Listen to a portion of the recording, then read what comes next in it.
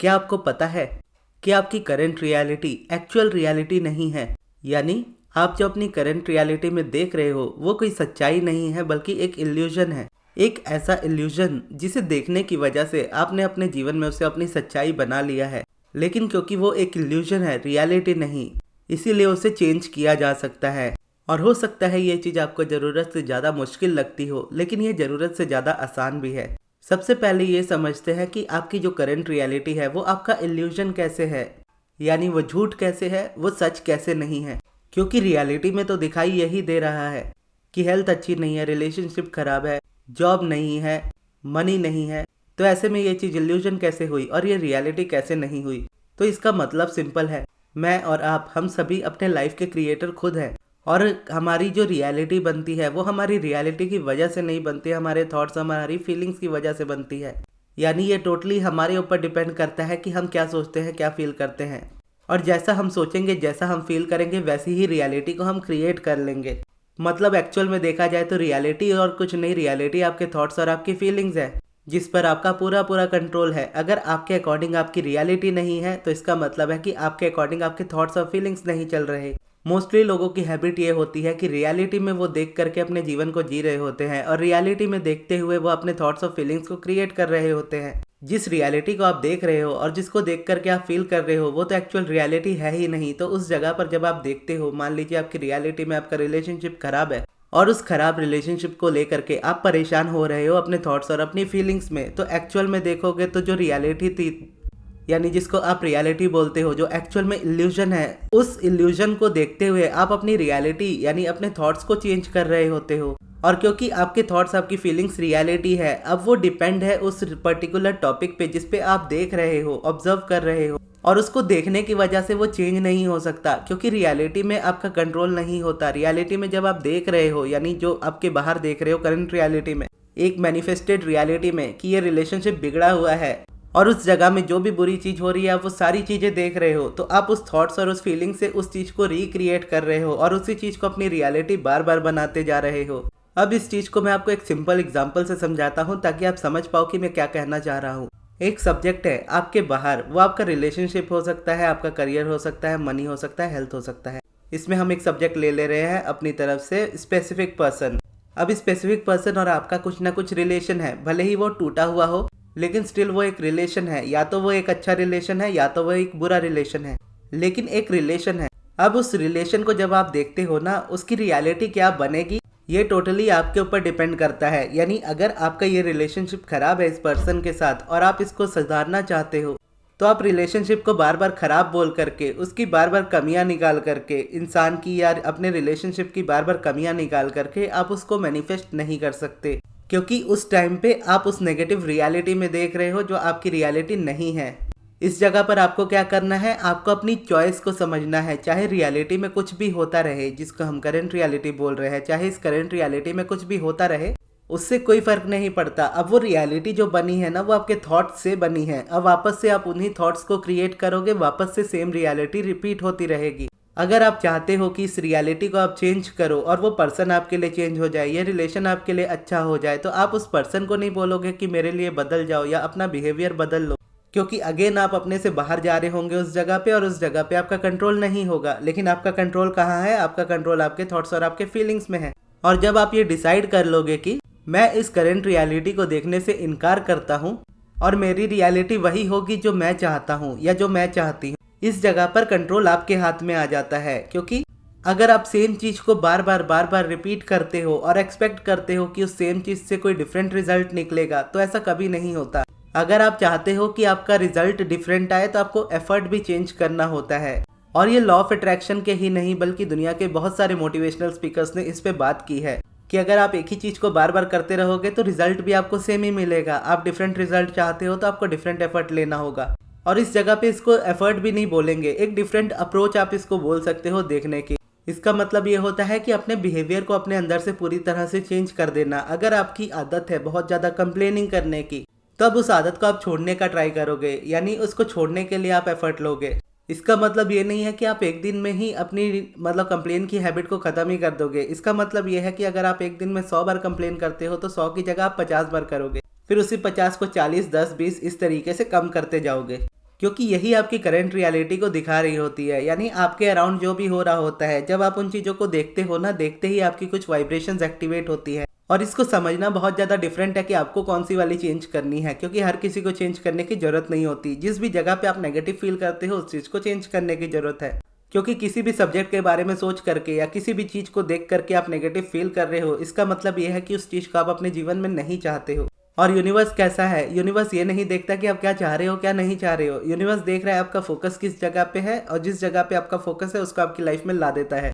फिर चाहे आपका फोकस पॉजिटिव पे हो, चाहे आपका फोकस नेगेटिव पे हो। अब नेगेटिव पे हमारा फोकस कितना ज़्यादा होता है पूरे दिन में, हम सभी जानते ही है। और कई बार तो ऐसी चीज़ों पे हमारा फोकस होता है जिसका हमारी लाइफ से कोई लेना देना ही नहीं है। जैसे किसी सेलिब्रिटी या किसी पॉलिटिशियन के कमेंट को लेकर के, या किसी के और के बिलीफ को लेकर के, हर चीज़ में ओपिनियन रख करके, हर चीज़ में कंपैरिजन रख करके, इस तरीके से हम अपनी अनजानी या बोलो अनचाही करंट रियलिटी को क्रिएट कर लेते हैं। क्योंकि आपका फोकस जिस जगह पे जा रहा होता है, यूनिवर्स उस चीज़ को आपकी लाइफ में ला रहा होता है। अब ये चीज़ मैं सिर्फ आपको नहीं सिखा रहा हूँ, बल्कि इसको खुद को भी मैं अपनी लाइफ में फॉलो करने जा रहा हूँ। क्योंकि मैंने अपनी लाइफ में इस चीज़ को अभी ऑब्जर्व किया है कि बहुत सारी अनवांटेड चीज़ें हैं मेरी लाइफ के अराउंड, जिनको मैं देखता हूँ और बाद में जब वो चीज़ रियलिटी में मैनिफेस्ट हो जाती है तो मैं परेशान हो जाता हूँ।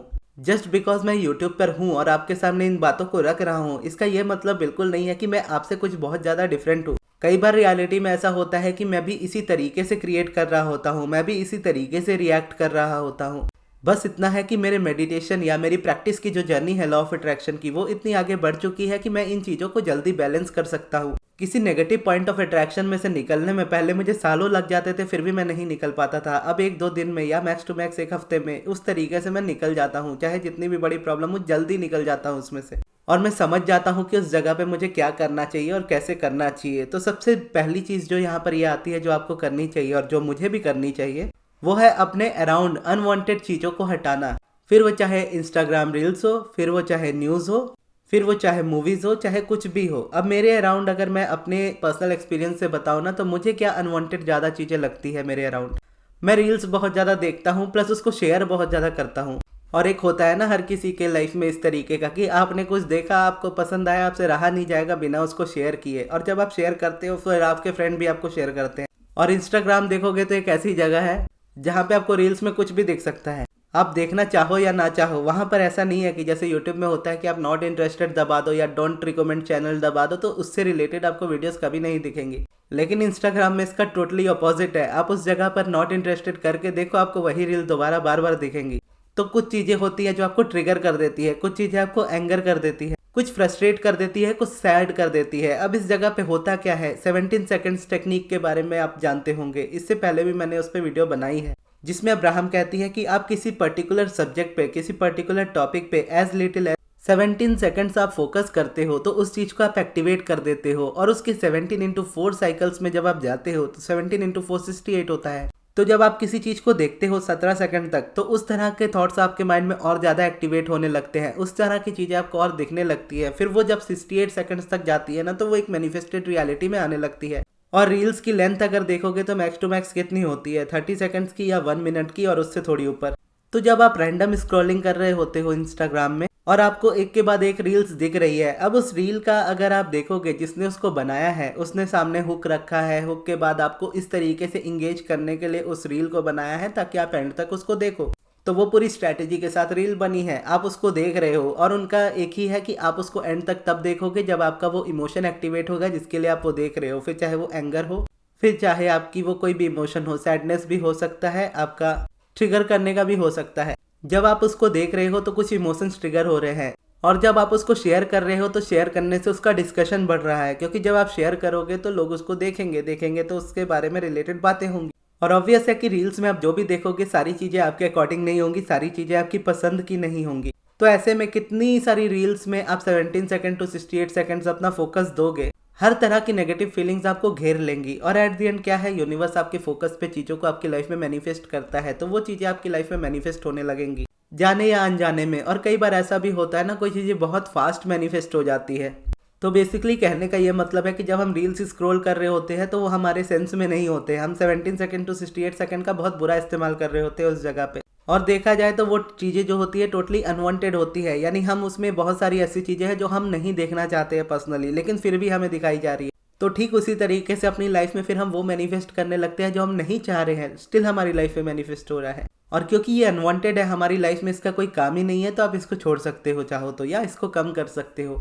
कम करते हुए छोड़ना ज़्यादा बेटर होता है इंस्टेंटली छोड़ देने से। लेकिन अगर आप इंस्टेंटली छोड़ देते हो तो भी कोई प्रॉब्लम नहीं है, अगर आप कर पाते हो तो अच्छा है। दूसरा, एक तो ये हो गया अनवांटेड साइड पे, जहाँ पे क्लियरली है कि हम उस चीज़ को नहीं देखना चाह रहे लेकिन हमको दिखाई जा रही है। वहीं दूसरी तरफ है वांटेड वाली चीज़ें, जहाँ पर हम एक्चुअल में अपनी मर्जी से चीज़ों को देख रहे हैं और हमें पता भी है कि हम उसको देखेंगे तो वो हमारी लाइफ में नेगेटिवली इम्पैक्ट करेगी, स्टिल हम उसको देखते हैं क्योंकि उस जगह पे हमारी फन वाली जो इमोशन होती है वो एक्टिवेट हो रही होती है। अब इसका प्राइम एग्जांपल आप ले सकते हो बिग बॉस को। अब बिग बॉस को अगर देखोगे तो मैंने अपनी लाइफ में कभी नहीं देखा बिग बॉस को, ऐसे एग्जांपल मैं आपको बस बता रहा हूँ। आपको पता है कि बिग बॉस उस तरीके का शो है जहाँ पर झगड़े वाली चीज़ें होती है और वहाँ पे कंट्रोवर्सी से उस शो को चलाया जाता है, लेकिन स्टिल हम उसको देखते हैं, जानते हैं स्क्रिप्टेड है, उसके बाद भी हम उसको डिस्कस करते हैं। हालांकि आप अपनी मर्जी से उसको देख रहे हो बिग बॉस को, लेकिन वहाँ पे भी आपको वो चीज़ें भी दिखाई जाएंगी जो आप नहीं देखना चाहते हो, क्योंकि वहाँ पे आपका कोई फेवरेट कंटेस्टेंट होगा, कोई नहीं होगा, कोई ऐसा होगा जिसको आप पसंद करते हो, कोई ऐसा भी होगा जिसको आप नहीं पसंद करते हो। तो ऐसे में क्या है, एक को आप अप्रिशिएट करोगे, दूसरे को आप क्रिटिसाइज करोगे। और ह्यूमंस का या हमारा आप बोलोगे एक हैबिचुअल नेचर होता है ऐसा कि हम दूसरे को अप्रिशिएट करने के लिए किसी को क्रिटिसाइज जरूर करते हैं। अब यहाँ पर मैं आता हूँ मेरे वाले स्टाइल में। मैं बिग बॉस नहीं देखता तो मैं क्या करता हूँ ऐसा वांटेड वाली साइड में जहाँ पे अनवांटेड चीज़ें मैनिफेस्ट होने लगती है। अब रिसेंटली मैं बोलूँगा ना, मैं नेटफ्लिक्स बहुत ज़्यादा देख रहा था, बहुत ज़्यादा मतलब बहुत हद से ही ज़्यादा। एक के बाद एक शोज देखे ही चले जा रहा था, और सीरीज का आपको पता है वो एक के बाद एक इस तरीके से बनाई जाती है कि एट द एंड वो आपको ऐसे सस्पेंस पे छोड़ते हैं कि आप अगला एपिसोड देखे बिना रह नहीं सकते। और उससे क्या होता है, आपकी नींद बिगड़ती है। एक एपिसोड बचा है, 2 एपिसोड बचा है, ये सोचते सोचते आप सुबह के 4 बजा देते हो, यानी मैं अपनी बात कर रहा हूँ, सोने में सुबह के 3-4 बजा देते हो। इतना देखने के बाद फिर आपको नींद नहीं आती, और नींद नहीं आती तो फिर आपकी नींद पूरी नहीं होती, फिर पूरा दिन फ्रस्ट्रेशन वाला जाता है। अब इस जगह पे मान लिया मैंने अपनी मर्जी से अपनी पसंद कोई सीरीज देख रहा हूँ, और मेरी आदत ऐसी है ना, मैं इंजॉय बहुत ज़्यादा करता हूँ चीज़ों को। और मुझे रिसेंटली में क्या पसंद आ रहा है, जॉम्बिस वाली तो मुझे हमेशा से पसंद आती है, जिसमें जॉम्बिस हो या हॉरर हो थोड़ी। अब उसमें मुझे पसंद आती है थोड़ी कोरियन वाली साइड। अब कोरियन वाली साइड में मैं बोलूँगा, मैं स्वीट होम देख रहा था, स्वीट होम देखने के बाद फिर मैं देख रहा था हेल बाउंड्स। अब हेल बाउंड्स में देख रहा था ना, तो ऐसा मुझे बेसिकली मेरे साथ ऐसा होता है, और इस चीज़ को मैं एंजॉय भी करता आया हूँ शुरू से, कि मैं जो भी मूवीज़ देखता हूँ या जिस भी चीज़ के बारे में सोचता हूँ, या बेसिकली मैं प्लान करता हूँ कि मुझे क्या सपना देखना है, क्योंकि आप रात को सोने से पहले जो एंड थॉट में होते हो वो सपना आपको दिखता है। तो मैं जानबूझ के ऐसी मूवीज़ देख लेता हूँ ताकि मेरे सपने में ये चीज़ें आए। अब इसके बाद क्या होता है, हेल बाउंड जब मैं देख रहा था, तो जब आप सीरीज देखते हो तो सीरीज आपको पता नहीं है कि आगे होने क्या वाला है, तो ठीक उसी तरीके से आगे कुछ ऐसा था मूवी में, जिससे चलो सपने में तो मैंने एंजॉय किया ही किया, उसके बाद ऐसा भी होने लगा कि मैं अपनी परछाई देख के डर गया था। और परछाई देख के क्यों डरा था, अगर आपने हेलबाउंड देखी होगी तो आप समझ जाओगे। अब यहाँ पर अगर आप देखो तो यहाँ पे मैं ये नहीं कह रहा कि सीरीज देखना बुरा है, सीरीज को एंजॉय करना बुरा है। मैं बोल रहा हूँ कि मेरी हरकत इस जगह पे आप देखो कि मैं रात को जबरदस्ती, मुझे पता है कि मैं सोने जाने से पहले जो थॉट एंड होते हैं वहाँ से मेरे ड्रीम्स स्टार्ट होंगे, उसी तरीके के थॉट्स के साथ मैं अगले दिन सुबह उठूंगा। अब मैं क्या कर रहा हूँ, मैं जानबूझ के उन सीरीज को देख रहा हूँ ताकि मुझे उस तरीके के सपने आए, और सपने तो आने ही लगे। उसके बाद रियलिटी ऐसा होने लगा कि रात में जब मैं सोया नहीं भी हूँ उस समय भी अपनी परछाई देख के डर जा रहा हूँ। उसके बाद हो क्या रहा है, और कुछ हो ना हो, मेरी हैबिट बन रही है रात को नेटफ्लिक्स देखने की। यानी अगर सीरीज ना देखूँ तो मुझे नींद नहीं आएगी, और देख लूंगा तो इतनी देर तक देखूंगा मुझे वैसे नींद नहीं आएगी। अब नींद नहीं आएगी, मैं अगले दिन लेट उठूंगा तो और ज़्यादा आलसी फील करूंगा, काम करने में डिले करूंगा, पूरे दिन को खराब करूंगा, फिर रात में जा करके फिर सीरीज देखूंगा। अब इस जगह पर अगर मैं देखूं तो इस तरीके से मैं उसको ना देख करके सिंपल बस इस तरीके से समझ जाऊं कि हाँ ठीक है, रात को सोने से पहले थॉट्स इतने हार्ड हो जाते हैं या उस चीज़ को एक्टिवेट कर लेते हैं या सबकॉन्शियस में एक्सेप्ट कर लेते हैं, तो मुझे रात को नहीं देखना चाहिए, मुझे दोपहर को देख लेना चाहिए।